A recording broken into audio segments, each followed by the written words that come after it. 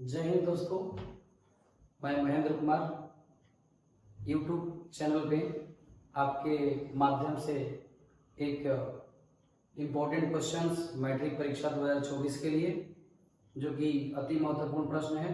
ये हमेशा आपको सिद्ध करने के लिए मिलता है। मैट्रिक परीक्षा 2024 में भी उम्मीद है, संभावनाएं हैं कि आएंगे क्वेश्चन। देखिए, ये आपके लिए जो प्रश्न है, अवतल दर्पण में सिद्ध करें कि F बराबर R/2 होता है।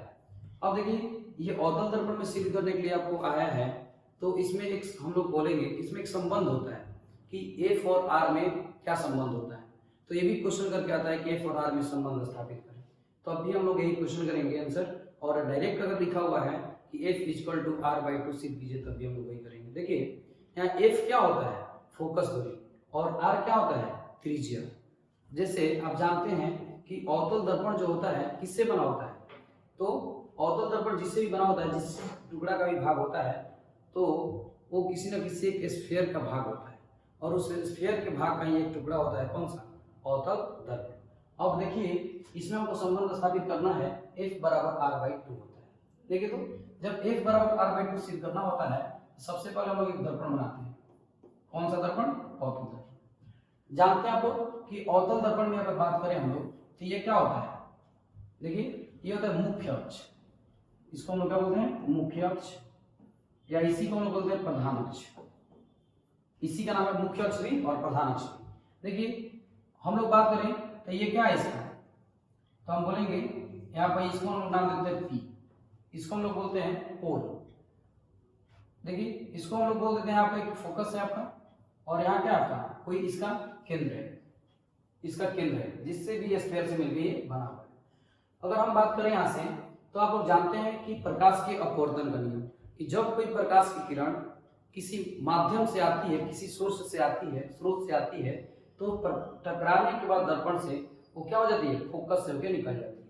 जैसे हम लोग बात करें यहाँ से कि एक यहाँ पे प्रकाश आ रही है, ये प्रकाश किसके समानांतर आ रहा है, मुख्य अक्ष के समानांतर। जो प्रकाश मान लेते हैं हम लोग कि ये भी एक प्रकाश आ रहा है, जो कहां से आ रहा है, मुख्य अक्ष के समानांतर आ रहा है, किसी न किसी स्रोत से आ रहा है। अब ये जब प्रकाश आपको यहां से परावर्तन होगा इसका, तो परावर्तन के बाद क्या होगा, ये फोकस से होके पास कर जाएगा। देखिए, कुछ इस तरह से ये फोकस से होके पास कर जाएगा, ये इसका क्या है, फोकस। अगर हम लोग बात करें तो ये जो फोकस से होके पास कर रहा है, तो हम बोलेंगे कि ये आपतित किरण थी, और ये कौन सी किरण थी, परावर्तित किरण। अब हम बात करेंगे यहाँ से कि इस पे एक अभिलंब डाल देते हैं। क्या डाल देते हैं, इस पे एक अभिलंब। देखिए, तो ये एक मेरा क्या है, अभिलंब है, मान लेते हैं आपका अभिलंब है, तो अभिलंब हम लोग बोल देंगे, कौन सा अभिलंब है आपका, B से लेकर C आपका अभिलंब है इसमें। अब देखिए, हम लोग बोलेंगे कितना डिग्री कोण बनाएगा, 90 डिग्री अभिलंब है, 100% के साथ 90 डिग्री कोण बनाएगा। अब देखिए, यहाँ से बोलेंगे आने वाली किरण को क्या बोलते हैं, जो अभिलंब के साथ आपतित किरण कोण बनाती है, इसको क्या बोलते हैं, आपतन कोण, I। और हम लोग बोलते हैं जो लौटने वाली किरण, परावर्तित किरणें किसके साथ, अभिलंब के साथ जो कोण बनाते हैं, उसको क्या बोलते हैं, R। अब बोलिए, तो यहां से हम लोग देख रहे हैं कि परावर्तन के नियम से कोण I कोण R के क्या है, बराबर है। अब अगर हम लोग बात करें आपसे कि देखिए, अगर जब भी इसको सिद्ध करने के लिए हम लोग जाएंगे F बराबर R/2, तो कुछ कुछ चीजें आपको मैथमेटिक्स की याद रखनी होगी। जैसे मान लीजिए कि हम लोग क्या देख रहे हैं यहाँ पे कि AB जो है और ये जो आपको CP है, ये क्या है, एक समानांतर रेखा है। कैसा है, समानांतर। तो जब समानांतर होगी तो ये कैसी रेखा होगी, इसकी तिर्यक रेखा होगी। क्या होगी, तिर्यक रेखा। तो जैसे आप लोग कुछ प्रॉपर्टी आप लोग पढ़ के आए हैं मैथ में, कि जैसे कोई भी समानांतर रेखा कोई तिर्यक रेखा काट करती है, तो उसके एकांतर कोण आपस में क्या होते हैं, बराबर होते हैं। जैसे हम बोलते हैं आपसे कि देखिए, तो शॉर्ट में कि जैसे मान लीजिए आपका कौन सा है, ये कोई दो आपतित किरण है। देखिए, ये A है और ये B आपतित किरण थी, और ये क्या था आपका C और P बोलते हैं। ये आपस में क्या है, एक दूसरे के समानांतर है। जब समानांतर होगा तो बोलेंगे सर ये कौन सा कोण होगा, तो ये बोलेंगे सर ये कौन सा रेखा होगा, तिर्यक रेखा। तो इसमें जो कोण यहाँ पर I होगा वो किसके बराबर होगा, यहाँ पे R के, ये क्या है, I के बराबर होगा। जैसे हम बोलेंगे क्यों, क्योंकि ये दोनों कैसा कोण है, एकांतर कोण है। अगर ये I है तो भी I होगा। तो अगर हम बात करें यहाँ से बोल सकते हैं कि देखिए, तो कि अगर यहाँ देखा जाए तो I किसके बराबर हो जाएगा, यहाँ पे इसके I के बराबर हो जाएगा, किससे, एकांतर कोण से। तो अगर हम लोग बोलते हैं यहाँ से कि बोलिए कि कोण I जो है किसके बराबर है, यहाँ पर कोण R के, किस कौन सा नियम से, प्रकाश के परावर्तन से, प्रकाश के परावर्तन के नियम से, प्रकाश के परावर्तन के नियम से। अब देखिए, अगर हम लोग ये बात समझ गए कि कोण आई कोण के क्या है, कोण आई कोण आर के बराबर है प्रकाश के परावर्तन के नियम से। अब हम बोले यहाँ से कि इसमें कोण आई और इसका कोण आई आपस में क्या था, बराबर, तो बोल देंगे कि कोण आई किसके बराबर है, यहाँ पे कोण आई किस नियम से, किसके वजह से, एकांतर कोण की वजह से, एकांतर कोण। अब जानते हैं हम लोग ये बात कि जब एकांतर कोण क्या होता है, जहां भी जेड तरह की आकृति बनी है, जेड तरह की आकृति बन रही है, तो वहां एकांतर कोण आपस में क्या होता है, बराबर। तो जब कोण आई कोण आर के बराबर और कोण आई के बराबर हो गया यहाँ पे, इसका मतलब हम लोग बोल सकते हैं आसानी से कि अगर यहाँ पे हम लोग बात करें तो देखिए एक त्रिभुज बन रहा है क्या आपको, ठीक है, एक त्रिभुज देखिए यहाँ पे एक त्रिभुज बन रहा होगा आपको, तो बोलेंगे कौन सा त्रिभुज बन रहा है, तो बोलेंगे कि त्रिभुज BCF। कौन सा त्रिभुज बन रहा है, त्रिभुज BCF बोल दें चाहे CF भी बोल दें, उससे कोई मतलब नहीं, त्रिभुज BCF। अगर BCF त्रिभुज में देखा जाए तो क्या हम लोग बोल सकते हैं, बोलिए, कि कोण I किसके बराबर है, कोण R के।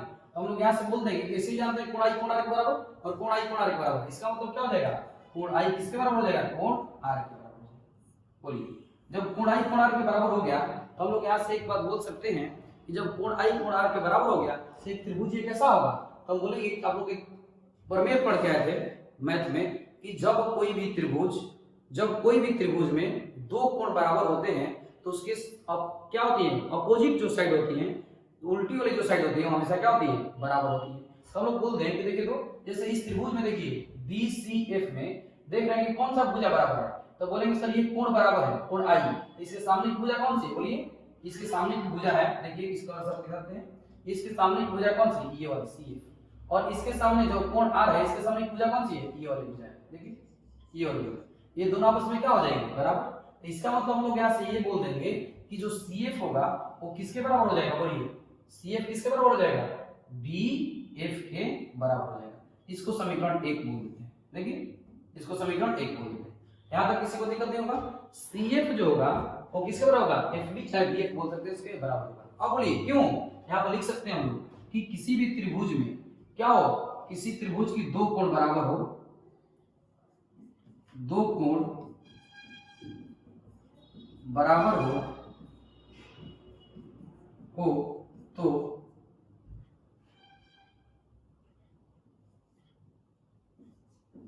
सामने की भुजा बराबर होती है, देखिए। तो अगर दो कोण इसमें कौन कौन सा बराबर था, I और R। जब कोण I कोण R के बराबर था तब हम लोग बोल सकते हैं कि जो CF होगा वो किसके बराबर होगा, FB के बराबर होगा। जब FB के बराबर हो जाएगा तो हम लोग क्या बोल सकते हैं, यहाँ से देखिए, तो अगर हम बात करें यहाँ से देखिए, एक समीकरण मेरा बन गया। अब हम बोलेंगे क्या करेंगे, तो हम लोग यहाँ से बोल सकते हैं था ये जो त्रिभुज होगा, त्रिभुज BCF एक समद्विबाहु त्रिभुज होगा, समद्विबाहु। किसी त्रिभुज की दो भुजाएं बराबर तो कैसा त्रिभुज होगा, समद्विबाहु त्रिभुज होगा। ये हम लोग यहाँ से सीखे। अगर हम बात करें आपसे कि जो ये आपकी त्रिभुज देखे इस फोटो में डायग्राम में देखते हैं हम लोग कि अगर ये मान लिया जाए, हम लोग मान के चलते हैं कि जो P था और B था वो दोनों क्या हो जाए, एक दूसरे के निकट हो जाए। मतलब B बिंदु जो है, अगर क्योंकि ये जो है ये जिससे एक बना हुआ है अवतल दर्पण, उस दर्पण को अगर हम बोले कि जितना छोटा करते जाएंगे तो उसका एपर्चर कितना होगा, छोटा होते जाएगा। एपर्चर छोटा होने का मतलब क्या होता है कि एपर्चर किसको बोलते हैं, जैसे मान लीजिए कि P से लेके जिससे दर्पण बना हुआ है इसको क्या बोलते हैं, एपर्चर। तो अगर हम बोल देंगे कि अगर एपर्चर को छोटा करते जाएंगे तो क्या हो जाएगा, B जो होगा वो P के क्या हो जाएगा, बहुत निकट हो जाएगा। तो हम लोग मान लेते हैं, यहाँ पे देखिए, तो मान लेते हैं, माना B बिंदु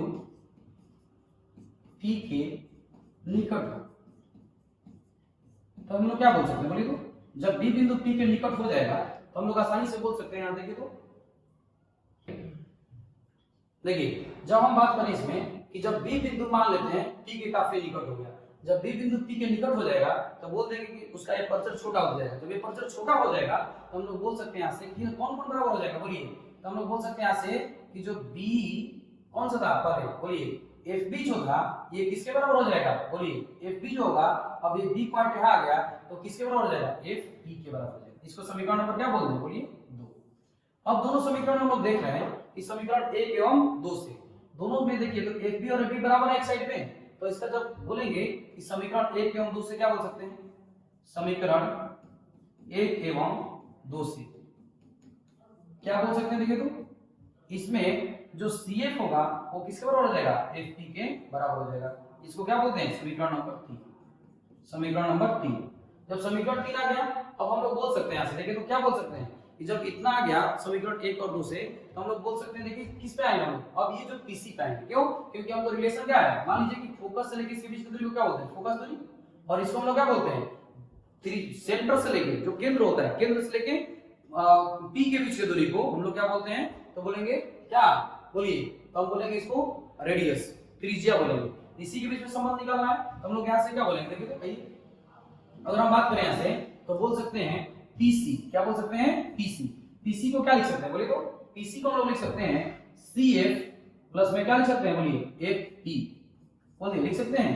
अब बोलिए तो हम लोग क्या बोल सकते हैं यहाँ से कि जो PC होगा ये बराबर होगा CF किसके बराबर है, बोलिए तो समीकरण नंबर 2 में देखा जाए 3 में, तो CF किसके बराबर है, FP के बराबर है। देखिए तो यहाँ से लिखते हैं FP और ये भी क्या है आपका FP है, तो बोलिए इसको जोड़ दीजिए, PC बराबर कितना हो जाएगा, यहाँ से हम बोल देंगे समीकरण 3 से, समीकरण 3 से क्या हो जाएगा समीकरण 3 में कि आपका समीकरण 3 में आया हुआ है कि CF बराबर क्या हो जाएगा PF, इसलिए CF के जगह पर क्या पुट कर दिए, PF पुट कर दिए चाहे FP पुट कर दिए, ठीक। अब यहाँ से बोलिए कितना हो जाएगा, जोड़ दीजिए इसको 2FP हो जाएगा, 2FP।